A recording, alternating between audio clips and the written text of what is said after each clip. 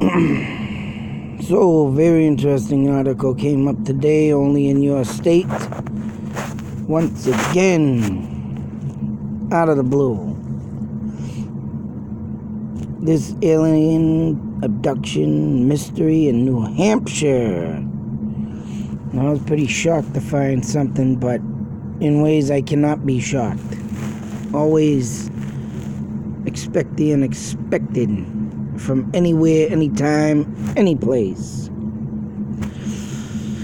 And this couple, what caught my attention to this story really good was this happened in 1961, just around the same time that the Stella Langston stories began.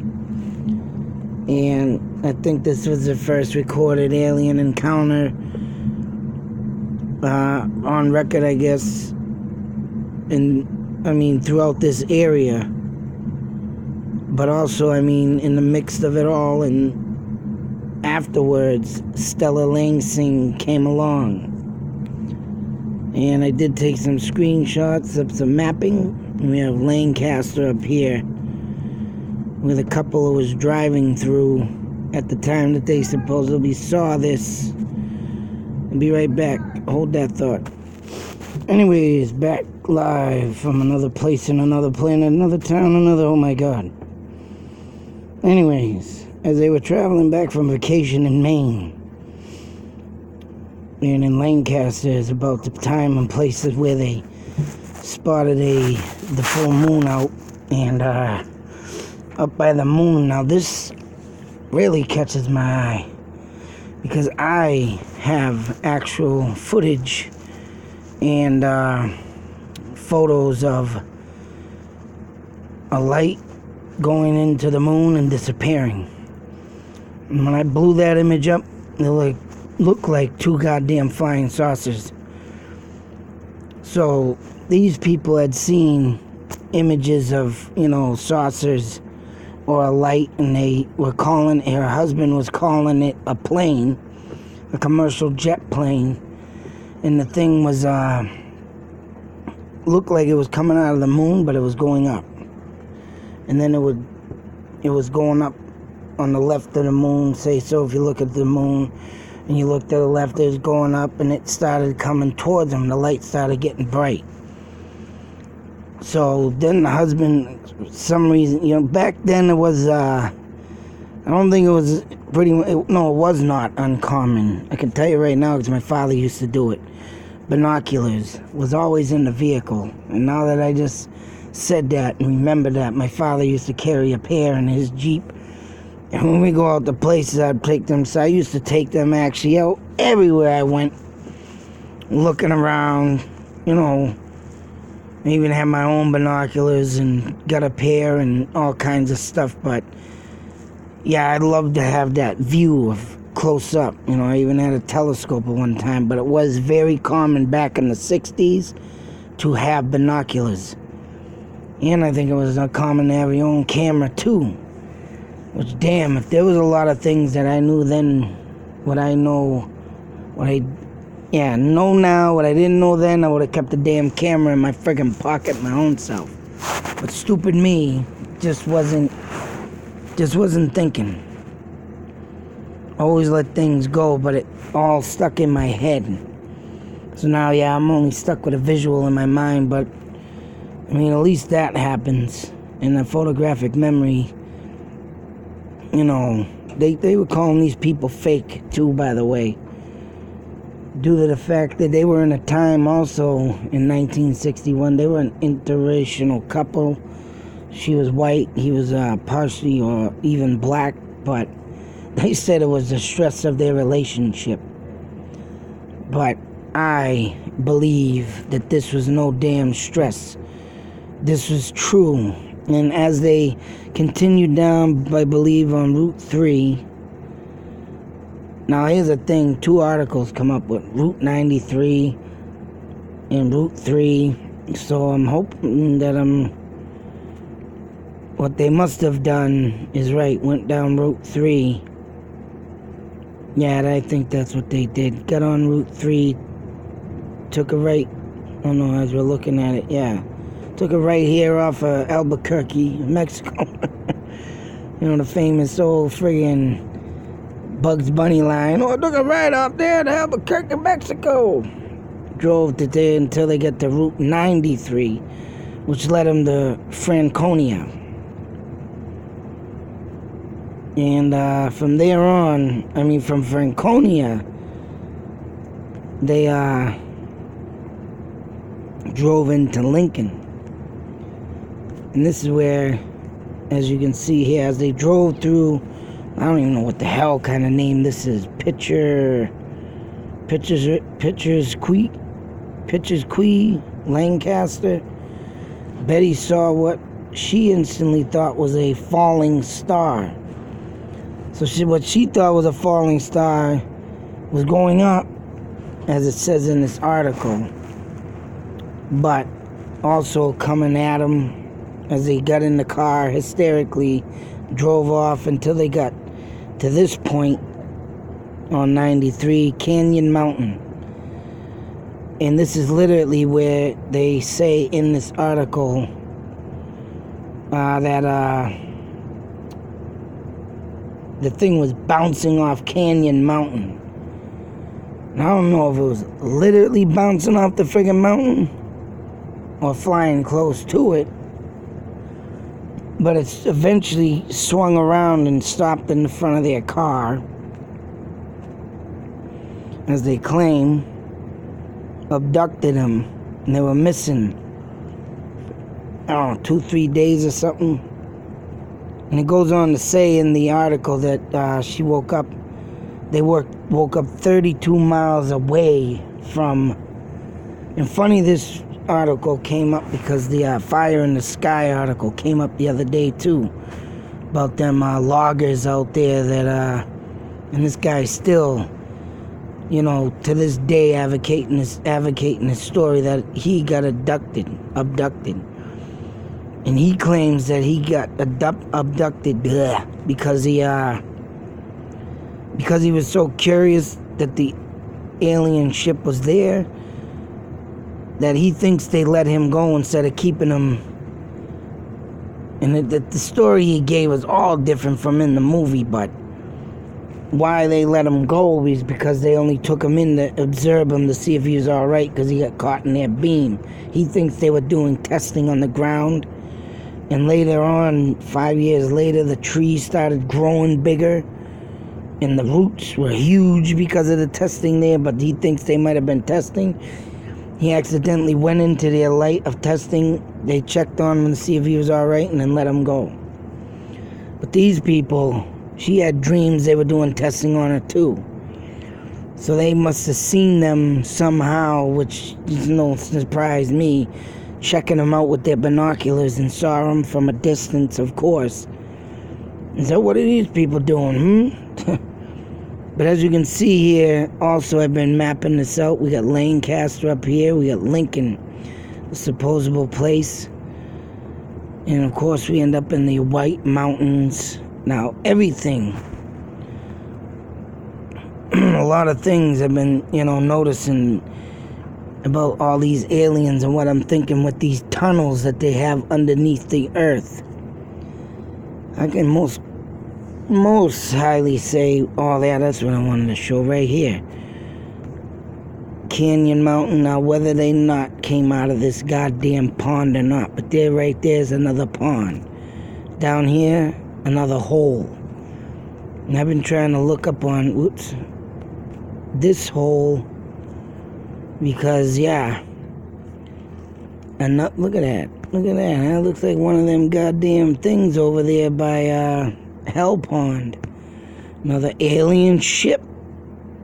It looks like it intakes. They would friggin' fly right in there and fit perfectly. If the saucer was to fit like that. Hey, thoughts and theories. And being over here, and where they said it bounced off the mountain, one of them could have came out of the ground and literally got up and poof, hit the mountain. Think about it. Another one was a distraction. They went to their friends down in the ground. Maybe they were doing testing with lining up stuff. One comes out, hits the mountain because they're trying to chase them. because they're curious of why they're looking at them or whatnot and didn't think they got caught, or something, Thoughts and theories. Always come up with thoughts and theories. Something like that. You always want to think of the crazy, whacked out stories, huh? But as you can see, if you were to... Let's see if I can map this out. If there is a damn tunnel, it would be cool to see or even know of. But we'll go down here where I say my tunnel is from Hell Pond, probably even further out. But in here, all the way to Northampton, where I said that Stella Langsing saw her abduction. I mean, not her abduction, but an alien ship. And if you think about it, hell, there could be a tunnel from here out there, goes up through here underneath in the Green Mountains, come up here to Lincoln, to Littleton, think about it. Tunnels, underground traveling, and where people seeing these damn aliens or seeing UFOs and all these, and this comes close to being near my right.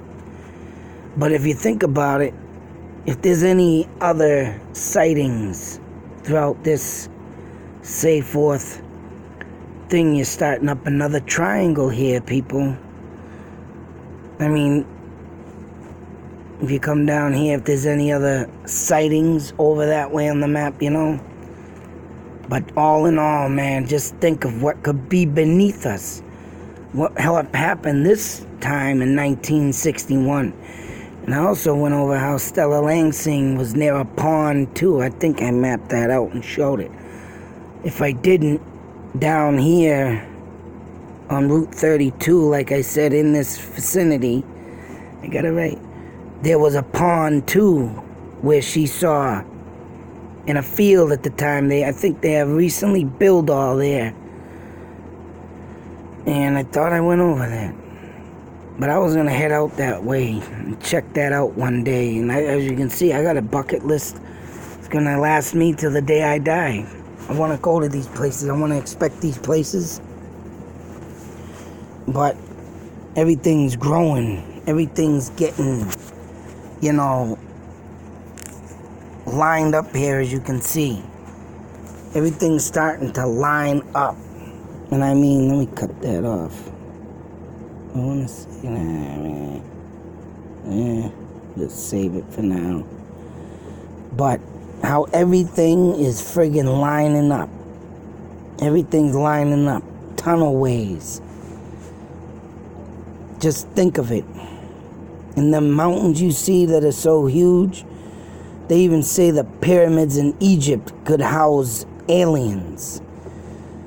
But I wonder why they goddamn things, they take mountains from New England and the United States, think, oh, we're out here in the desert, how are we gonna, keep from getting seen? Oh, the pyramids, build these damn pyramids, that's right. The mountains, copy the mountains. It's just, damn, the things you can come out with on this stuff. And I did get an article, I don't think I screenshot. But, shoot. No, I didn't do that. I didn't screenshot it, I don't believe. No, I didn't. But, there was an article that came up. And, had to do with more, in Utah. Only in your state, and I believe it was out by Utah, but they had like 500 feet caves that you can explore under the earth. So, I mean, you got these damn caves. You got these damn aliens. Tunnels. They're tunnels. I'm going, they're not caves. They're underground tunnels. These are openings. And I think for damn sure that all this is coming together. And like I said, if you see the New York border and all the skinwalker sightings I've been covering, and the UFOing now, and of course down below more is that one there that, no, in Massachusetts, mind you, down lower a bit where the UFO come out near the bridge. So if you take that line that I just made and draw it further down, that could be a tunnel right there, as you can see, but just going further down, and that's why you get all these extraterrestrial UFO sightings. But in 1961, that was, like I said, that was all around the year, the Stella Langston story coming alive in 1962. There was some busy people, or aliens back then, I tell you. Busy aliens. But I'm glad these stories come up, man, because damn, just think what is underneath us. And these underwater creatures now that Indians and Native Americans that have been seeing and hearing and thundering and the rumbling. But I wonder if these aliens made them just to see, just test, to see our ability, to see what we would do, to see if we would probably kill it. The rumbling, the volcanoes, stir it up. What are they doing under there? Are they making them volcanoes blow up? Because they might hit something or shoot a laser for testing, and we got these goddamn volcano lava coming out of the earth. I mean, yeah, it is proven fact that lava is underneath and everything, but who's stirring it up, really, is the question. A lot of things you can think of in facts and thoughts and theories, and put two and two together, the puzzle of the piece of all these ancient history, Indian tribes, and the Egypt, and all these Arabians, and all these, everybody seeing this different life form, drawings on the walls. They weren't there, and they were not put on there on purpose. They were put there because someone saw something and they wanted to document it. So yeah, it's just crazy what could be living under us right now. Hell, even if the aliens did friggin' make us, to see how our life form would make it and how long it would last, and test to see, how we get along, or they did find us, observe us from caveman days, dinosaur days, and they see these, these dinosaur predators, and they see that they're,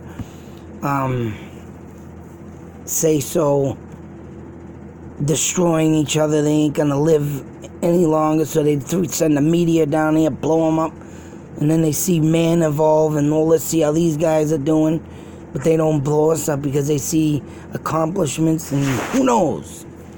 The list goes on.